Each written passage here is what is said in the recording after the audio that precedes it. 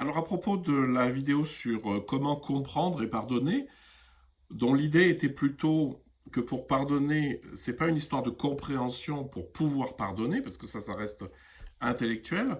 J'ai une remarque intéressante de Gabi qui me dit ça, c'est que le pardon venant de moi est artificiel et qu'en fait il semble qu'il y ait un pardon qui soit d'une autre nature, qui soit, il cite le mot, il dit grâce, qui m'habite.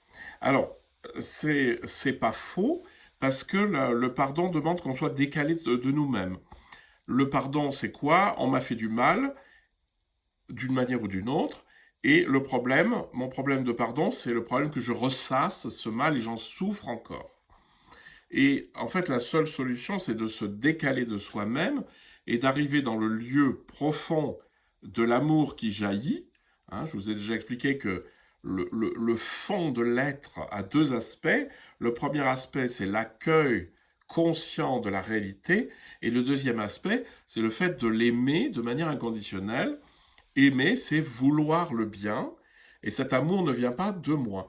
Donc c'est tout à fait juste lorsque Gabi dit si moi je pardonne, c'est-à-dire si je me force quelque part à dire c'est bon, je veux plus en vouloir à la personne qui m'a fait du mal, c'est sûr que ça marche pas parce que je reste en moi.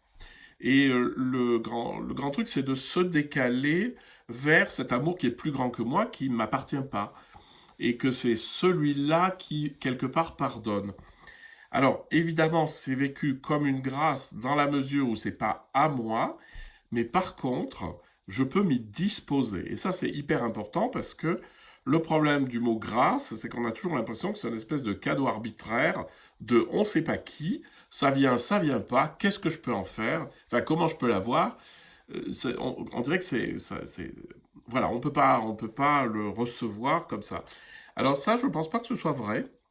Ce que je pense, c'est que la grâce est toujours donnée à partir du moment où on s'y prépare. À partir du moment où on se décale de soi-même, eh bien, je me mets en position d'accueillir l'amour qui vient du fond et de le basculer sur les gens qui m'ont pas fait du bien.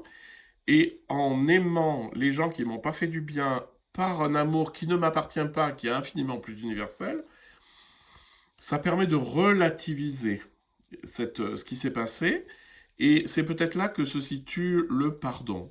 Le pardon, c'est pas un oubli, mais d'un autre côté, une fois qu'on a pardonné, on oublie. C'est-à-dire, on va pas se souvenir éternellement, parce que se souvenir, c'est encore nourrir une rancœur ou quelque chose comme ça.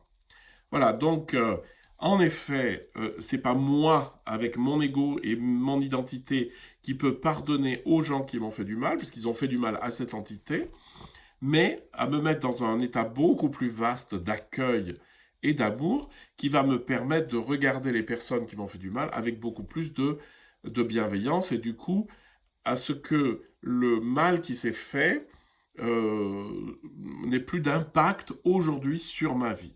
Alors ça ne veut pas dire qu'il ne faut pas agir, il faut agir. Quand il y a quelque chose d'injuste, il faut réagir, etc. Mais en tout cas, ça n'impacte plus ma vie.